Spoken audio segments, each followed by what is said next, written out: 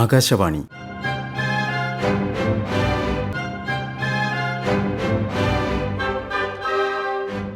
ജില്ലാ വൃത്താന്തം.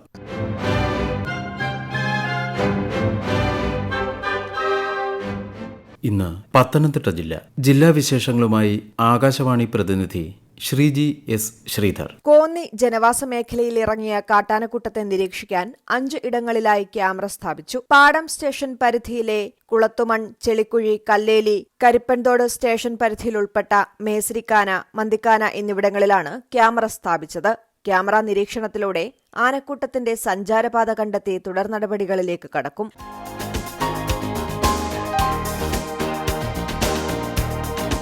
രാജ്യവ്യാപകമായി കാർഷിക രംഗത്തെ വിദഗ്ധരും ഗവേഷകരും നൂതന സാങ്കേതിക വിദ്യകൾ കർഷകരുമായി പങ്കുവയ്ക്കുകയും കർഷകരുടെ സംശയങ്ങൾക്ക് നിവാരണം വരുത്തുകയും ചെയ്യുന്നതിനായി കേന്ദ്ര കൃഷി മന്ത്രാലയത്തിന്റെ നേതൃത്വത്തിൽ നടന്നുവരുന്ന വികസിത കൃഷി സങ്കൽപ് അഭിയാൻ ക്യാമ്പയിൻ പത്തനംതിട്ട ജില്ലയിൽ വിജയകരമായി തുടരുന്നു. ജില്ലയിൽ ഇന്ത്യൻ കാർഷിക ഗവേഷണ കൌൺസിൽ, ജില്ലാ കൃഷി വിജ്ഞാന കേന്ദ്രം, കാർഷിക വികസന കർഷക ക്ഷേമ വകുപ്പ്, ആത്മാ പത്തനംതിട്ട എന്നിവ സംയുക്തമായാണ് ക്യാമ്പയിൻ സംഘടിപ്പിക്കുന്നത്. പന്തളം, ഇലന്തൂർ, കോന്നി, മല്ലപ്പള്ളി, പുളിക്കീഴ് എന്നീ ബ്ലോക്ക് പഞ്ചായത്തുകളിലായി 29 ഗ്രാമപഞ്ചായത്തുകളിലായി ഇന്നലെ വരെയുള്ള കണക്ക് പ്രകാരം 11,636 പേരാണ് ക്യാമ്പയിന്റെ ഭാഗമായത്. ഈ മാസം 12 വരെ ജില്ലയിലെ എല്ലാ ബ്ലോക്ക് പഞ്ചായത്തുകളുടെയും പരിധികളിലും സോഷ്യൽ മീഡിയ പ്ലാറ്റ്ഫോമുകളിലുമായി ആകെ 38 ക്യാമ്പയിനുകളാണ് ജില്ലയിൽ നടക്കുക.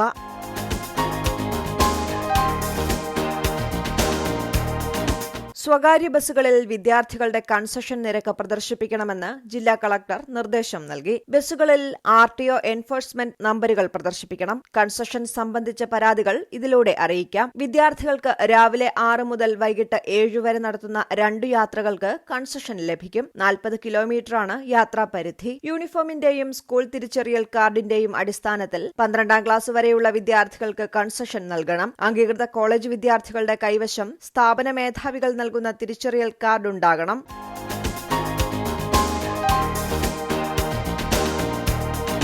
ജില്ലയിൽ എലിപ്പനി കേസുകൾ റിപ്പോർട്ട് ചെയ്യുന്ന സാഹചര്യത്തിൽ ജാഗ്രത പാലിക്കണമെന്നും മുൻകരുതലുകൾ സ്വീകരിക്കണമെന്നും ജില്ലാ medical officer doctor L Anitha Kumari അറിയിച്ചു.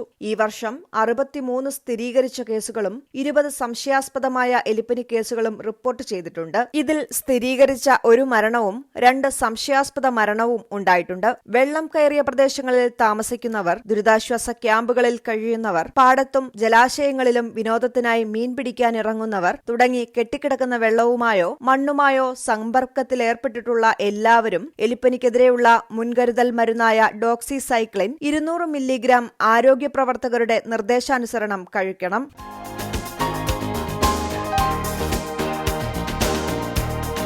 പത്തനംതിട്ട നഗരത്തിലെ ട്രാഫിക് പരിഷ്കാരത്തിന്റെ ഭാഗമായി സർക്കാർ ജനറൽ ആശുപത്രിക്ക് സമീപമുള്ള ഡോക്ടേഴ്സ് ലൈനിലെ പാർക്കിംഗ് റെഗുലേറ്ററി കമ്മിറ്റി നിരോധിച്ചു. നഗരസഭാ ചെയർമാൻ അഡ്വക്കേറ്റ് ടി സക്കീർ ഹുസൈന്റെ അധ്യക്ഷതയിൽ ചേർന്ന യോഗത്തിലാണ് തീരുമാനം.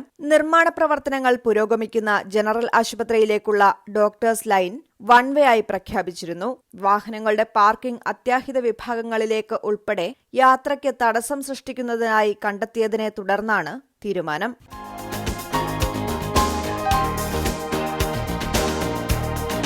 പത്തനംതിട്ട ആറന്മുള നിയോജക മണ്ഡലത്തിലെ ചെന്നീർക്കര, ഓമല്ലൂർ ഗ്രാമപഞ്ചായത്തുകളിലെ വാട്ടർ അതോറിറ്റിയുടെ വിവിധ പ്രവർത്തികൾക്കായി സമർപ്പിച്ച ബിഡിന് മന്ത്രിസഭായോഗം അനുമതി നൽകിയതായി ആരോഗ്യവകുപ്പ് മന്ത്രി വീണ ജോർജ് പറഞ്ഞു. 13,33,62,974 രൂപയുടെ ബിഡിനാണ് അനുമതി നൽകിയത്.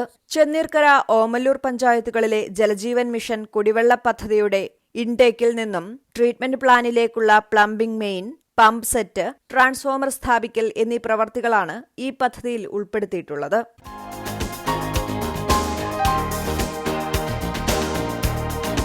ജില്ലയിൽ നഷാമുക്ത് ഭാരത് അഭിയാൻ പദ്ധതി ക്യാമ്പയിൻ ജില്ലാതല പ്രവർത്തനങ്ങളുടെ ഭാഗമായി ICDS സൂപ്പർവൈസർ, സ്കൂൾ കൌൺസിലർമാർ, അങ്കണവാടി പ്രവർത്തകർ എന്നിവർക്കായി ലഹരി വിരുദ്ധ ബോധവൽക്കരണ പരിപാടി കളക്ടറേറ്റ് കോൺഫറൻസ് ഹാളിൽ നടന്നു. ഉദ്ഘാടനം ജില്ലാ പഞ്ചായത്ത് ക്ഷേമകാര്യ സ്ഥിരം സമിതി അംഗം ശ്രീനാദേവി കുഞ്ഞമ്മ നിർവഹിച്ചു. ജില്ലാ സാമൂഹിക നീതി ഓഫീസർ ജെ ഷംല ബീഗം അധ്യക്ഷത വഹിച്ചു.